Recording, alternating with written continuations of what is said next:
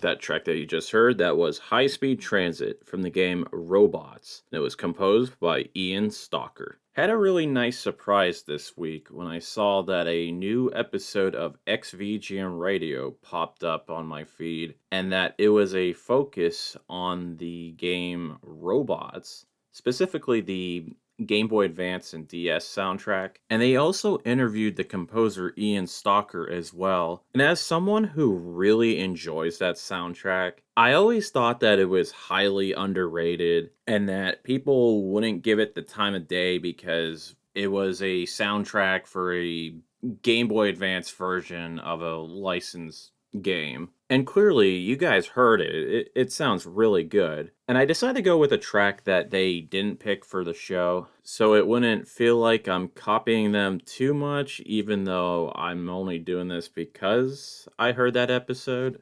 And I definitely recommend you guys to check that episode out. It was really good. And the track itself is really pleasant. It's fast paced, but it's really beautiful in a way, especially the little piano part. And the game itself is not too bad. It's actually a pretty decent game. I would recommend the DS version, but you can't go wrong with the Game Boy Advance version either. And speaking of the DS, the next track is coming from Mario Party DS, and that is Wiggler's Garden, and it was composed by Hironobu Yahata and Shinya Ohtouge.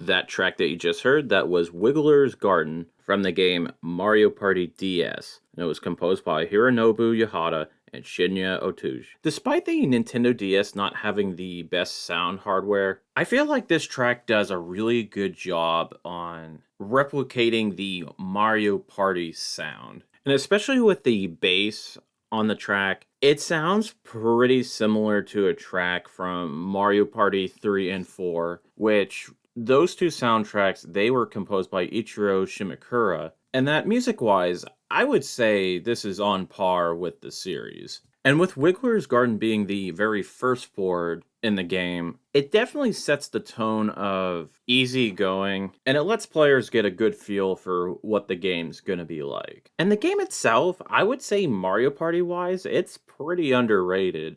And the multiplayer, it is absolutely fantastic. And the way that they use multiple DSs, I think really works in its favor, and it makes the minigames stand out from the rest of the series in a big way. Either with using the touchscreen or having different perspectives on a minigame. And there's even some that use the microphone as well. Definitely a large variety of different minigames and how you play them. I feel like for this next track, I need to pull a 180 on you guys since the energy is starting to dwindle down. And I think it just needs a real big kick in the pants and even go for something a bit different too. And that track is going to be Quad Machine from the game Quake 2, and it was composed by Sonic Mayhem.